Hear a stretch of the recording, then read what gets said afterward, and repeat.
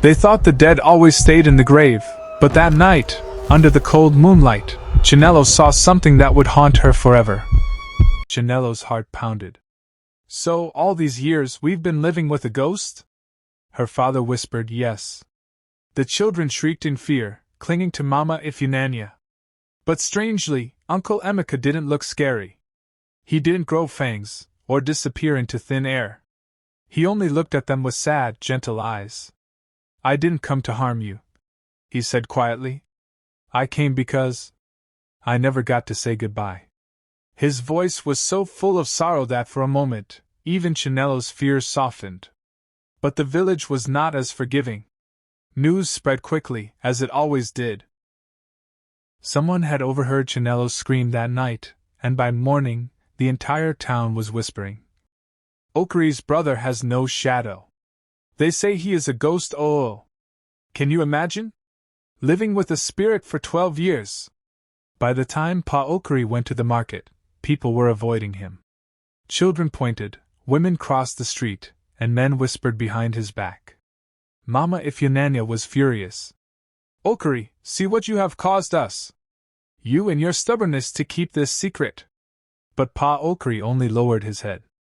"Would you rather I chased away my own brother?" Meanwhile, life in the Okorie house grew stranger. Now that the children knew the truth, they began to notice even more things. Uncle Emeka never entered the kitchen when palm oil was frying. It was as if the hot oil bothered him. He never joined them in morning prayers, always sitting silently at the back, humming instead of saying, "Amen." One afternoon, Chinelo tried to touch his hand. For a second, her palm passed through his skin like air, before quickly becoming solid again. She pulled back, trembling. "You're not real." Uncle Emeka gave a sad smile. "Does it matter? Haven't I been a real part of this family all these years?" Despite the tension, some light moments remained. One evening, when the children were sulking after discovering more ghostly habits, Uncle Emeka suddenly stood up, clapped his hands, and began to dance to Oliver de Coke's music on the radio. "Ah, don't look at me like that. Even spirits can dance," he joked, moving his waist in a funny circle. The children burst out laughing in spite of themselves. "Mama, see Uncle's ghost dance!" one of the boys cried, rolling on the floor. Even Mama Ifunanya couldn't stop giggling, though she quickly covered her mouth. Laughter filled the room, mixing with fear, confusion, and something deep. But the joy didn't last long. One night, Pa Okorie came home late from a village meeting. He looked troubled. "They want a cleansing," he told his wife in a low voice. "The elders say no family should live with a ghost. They want us to send him away, or else." Mama Ifunanya's face went pale. "And what will you do?" Pa Okorie shook his head. "I can't drive my brother away again." "I won't." Chinelo, who was eavesdropping from behind the curtain, felt her heart twist. She loved her uncle, but fear gnawed at her too. If he was truly a ghost, then what was he still doing here? The following Sunday, the family went to church again. This time, Father Benedict did not keep quiet.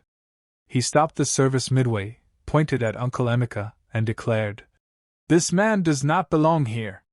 He has crossed from the land of the dead. The family must let him go, or calamity will fall." The congregation gasped, murmuring. Some shouted, "Amen!" Others stared at the Okorie family with pity. Chinelo's heart thudded. She looked at her uncle. For the first time, his face showed pain. "I don't want to leave," he whispered to her as they walked home. "This is the only home I know now."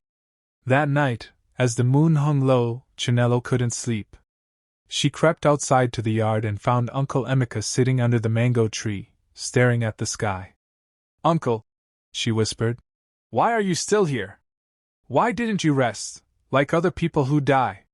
He turned to her, his eyes heavy with sadness. "Because I wasn't ready. My life was cut short. I never married, never had children. I wanted to see you all grow. And your father, he begged me to stay. His love for me tied me here." Chinelo's eyes filled with tears. "But if you stay, the whole village will hate us. They already treat us like outcasts. He nodded slowly. I know. And soon I may have to choose.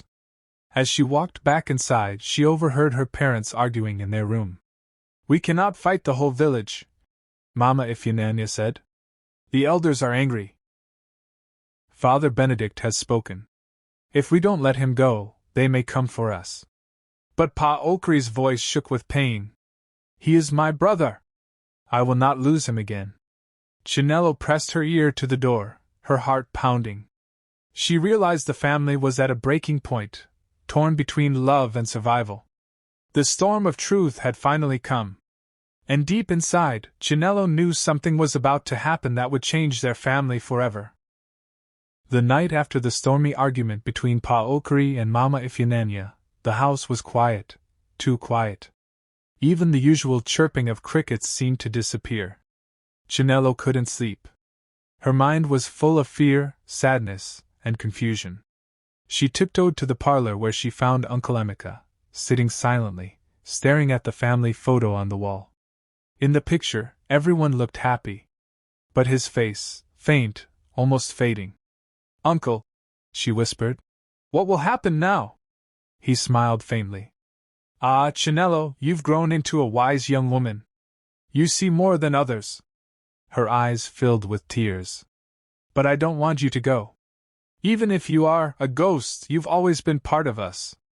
You made us laugh, you helped us, you cared for us. How can we lose you now? He reached out, and though his hand trembled like smoke, it touched her cheek softly. Don't cry, my dear. I came back for love, not for fear. But even love has its time. The next day, the elders arrived at the Okorie house. Father Benedict was with them, holding a Bible and a bottle of holy water. Okorie, the eldest elder said firmly, we respect you as a teacher, but this abomination must end. You cannot keep a spirit in your home. Pa Okorie stood his ground. He is my brother. Blood does not end with death. The elders shook their heads. If you refuse, the entire village will turn against your family. The children hid behind their mother, peeking out with wide eyes. Chinelo felt her heart tear apart. Uncle Emeka, calm as always, stood slowly. Enough, he said softly. Don't blame my brother. He only gave me love when I had nothing else. Father Benedict stepped forward. Spirit, you must leave this world and return to your rest. The villagers gathered outside, whispering, waiting for drama. Then, something unexpected happened. Instead of shouting or vanishing into thin air, Uncle Emeka began to laugh softly. All of you think death is the end. But it is not. It is only another journey. I stayed not to harm, but to remind you that love is stronger than the grave. The crowd was silent. Even Father Benedict froze. Then Uncle Emeka turned to Chinelo. My dear, promise me something. Tears rolled down her cheeks. Anything, Uncle. Promise me you will live fully. Chase your dreams. Don't waste your days like I did, waiting for tomorrow. Love while you can. Chinelo nodded, sobbing. He looked at his brother next. Okorie, my big brother, let me go this time. You tied me here with your love, but now it's time to set me free. Pa Okorie's lips trembled. His eyes filled with tears as he fell to his knees. Emeka. I can't lose you again. Uncle Emeka placed a ghostly hand on his shoulder. You won't lose me. I will live in your stories, in your children's laughter, in the mango tree we sat under. But this body does not belong here anymore. The air grew heavy. The sky above darkened as if evening had suddenly fallen. A soft wind blew through the house. The villagers outside gasped as Uncle Emeka's body began to shimmer like sunlight on water. His features softened, fading gently. Chinelo cried out, Uncle! But he only smiled. Don't be afraid. This is peace. His voice grew softer. Thank you for giving me 12 more years of family. And with that, he vanished, like smoke carried away by the wind. The house was silent. For a moment, no one moved. Then Pa Okorie collapsed into tears, holding his face. Mama Ifeanyi wrapped her arms around him, crying too. The children huddled together, weeping but also strangely relieved. Outside, the villagers murmured in awe. Some crossed themselves, others shook their heads. But no one mocked anymore. They had seen something they could not explain.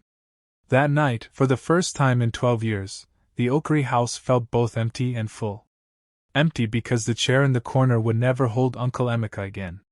Full because his presence, though gone, had left a warmth that would never fade. Pa Okorie gathered the children and said, "Your uncle has gone, but remember, family is more than blood. Family is love, and love never dies." Chinelo wiped her eyes and whispered, "I will never forget." Years later, Chinelo grew up and became a teacher, just like her father. She often told her students about her uncle from abroad, who taught her the meaning of laughter, resilience, and love, even though he was no longer alive. Sometimes, under the mango tree, she would sit quietly, listening to the rustle of the leaves. And in her heart, she felt him still there, smiling. Wait, you're watching stories from Storyfrica and you haven't hit subscribe yet? Shmon, this is where legends live.